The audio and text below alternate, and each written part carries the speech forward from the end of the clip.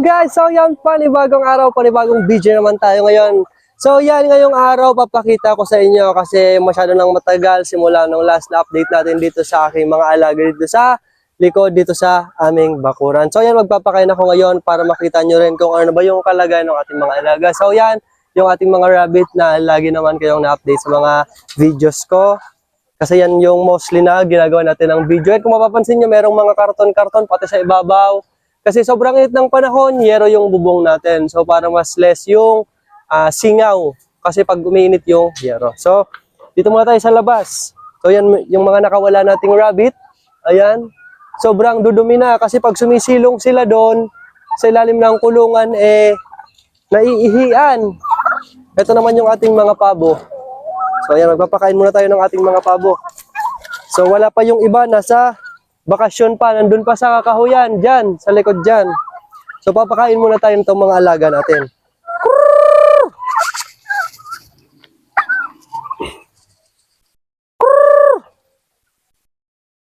So, yan yung ating mga pabo at manok. Marami pa yung wala manok, pero yung pabo ko talaga, yan na lang kasi yung iba, benenta ko na. So, marami pang walang manok dyan. Halos wala pang kalahati yung nandito nung mga manok natin. So, ngayon papasilip ko naman sa inyo yung ating native na baboy. So, yung native na baboy natin, anytime manganganak na to. Pero mas mauuna lang yung isa. So, kahapon nga magkahiwalay pa, hiniwalay ko yung dalawang buntis. Kaya lang parang nahalata ako medyo matagal-tagal pa naman bago manganak. Kaya pinaghalo ko muna sila ulit. Kasi yun, sinasara ko lang naman yung pintong yun. Dito yung dalawang buntis. So, ito yung ating mga native na baboy. So, ayan. Ang tataba na at ang lalaki. So, yun yung lalaki. Payat kasi ayaw kumain ng maayos ng darak. Mas gusto niya yung mga damo-damo saka gulay-gulay. So, ngayon yung ipapakain natin sa kanila ay yung okra kasi yung mga rejecto o yung tumanda na. So, ganito lang naman yung pagpakain ko ng okra. So, napakatipid ng native na baboy. Ayan, tingnan nyo naman ang rami. So, di magtatagal, ubos ka agad yan. So, yun yung kagandahan. Hindi na natin kailangan pang pakainin o gumastos ng pangpakain kung meron rin lang naman tayong hihingan ng mga gulay-gulay na yung reject, lalo na sa palengke. So, ayan, tingnan nyo kung paano kumain. Ayan. Dito natin para makita nyo kung paano nila kinakain. Ayan, tingnan nyo yun. Puputulin lang. Ayun yung iba. Hindi kita. Ayan. So, ayan, anytime manganganak na yung dalawa dyan. So, ngayon, punta naman tayo doon sa ating broiler. So, yung broiler natin, merong benting na iwan kasi ngayon, ang petsa ngayon ay 8. So, sa 11 kukunin yun, naka-reserve na. Kaya hindi ko na rin naman kinatay. So, yung presyo nito ay yung live weight, yung buhay. So, ito yung ating mga broiler. 20 pieces na lang to. Ayan. So, yan yung kulungan ng ating broiler. Mahaba. So, yung haba niyan ay 16 feet. Ang capacity nito ay 62 heads na broiler. So, ayan. Yung ating broiler. So, 20 pieces na lang meron yan ng may-ari. So, kaya ilang araw pa. Kaya lang medyo malalaki na. Masyado nang malalaki. Umabot na ng 2 kilo. Kasi halos ilang araw na rin to. Dapat nung ika-32 days ko to hinarvest.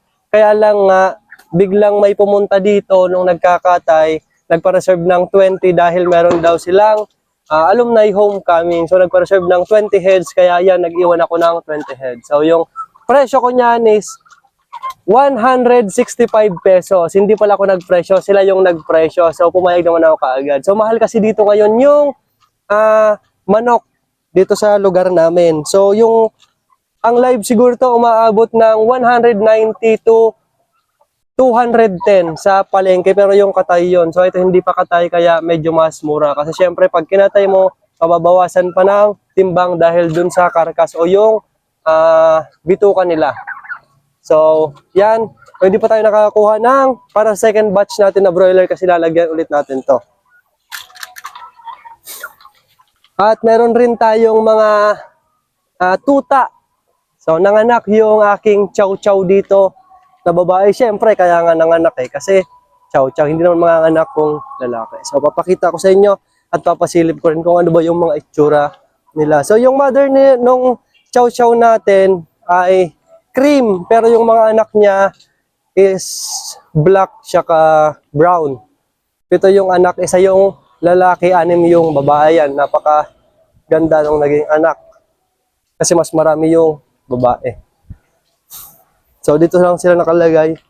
Para hindi makalabas, nilagyan ko ng harang at yung mother nung mga tuta para labas-pasok lang dito at yung tuta hindi makalabas. So yan, tatawagin. So di pa natin ito pinapakain.